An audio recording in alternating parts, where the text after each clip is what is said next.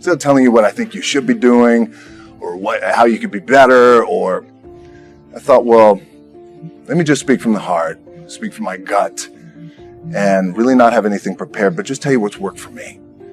And maybe some of the stuff that's worked for me might work for you now, currently, presently, as you guys have your goals and ambitions, but then further on down the line, as you guys continue to live your life.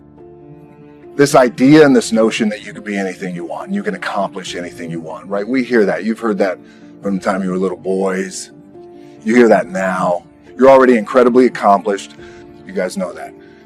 The thing that has worked for me is to remember the hard times. So, and I'm sure you guys all have your processes. And again, I'm going to tell you what's worked for me.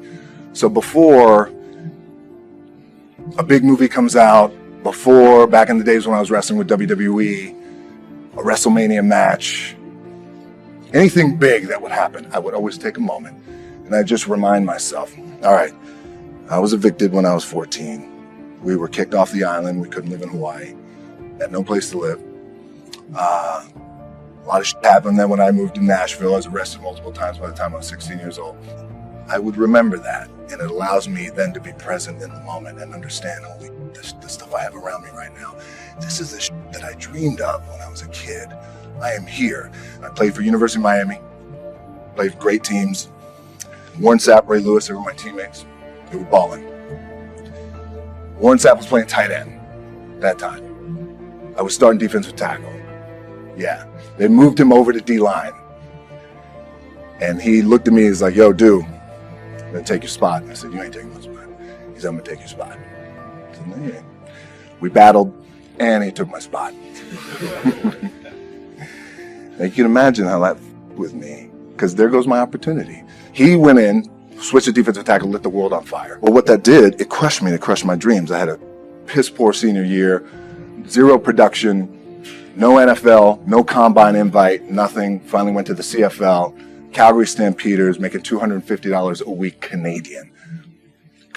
I had to send that home to my wife at that time. Had no money.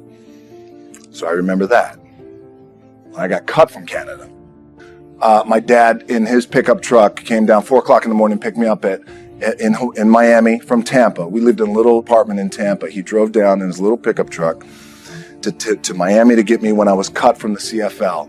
And I thought, well, I leave home like you guys left home. I'm ready to tackle the world, to get after it, achieve my dreams and goals. Crushed by 22, 23 years old. Now I got to move back in with my mom and dad. I played on great teams, though. Wait a second. This is not supposed to be my future. I'm supposed to be in the NFL right now. I'm supposed to be making a lot of coin and buying my parents, buying me, taking care of my wife, but it never happened. So I pulled out my wallet. I thought, well, let me see how much money I have. I opened it up. I had a 5, a 1, and change. And well, at least I rounded up to $7. But I thought, God, ain't this a bitch? I got $7 in my pocket. Where the f do I go now? What do I do? I can't go back to CFL. The point comes where you hear that voice, big run's over. Like, you're done, right? So I heard that voice. So as Coach was saying, man, I hold on to that. I'm telling you, I keep my back is up against this mother. We laugh, we joke, we have a good time, but my back is still up against this mother. I do not forget it. What this also helps me do, and again, it works for me, is at some point, you got to be tired of not being number one.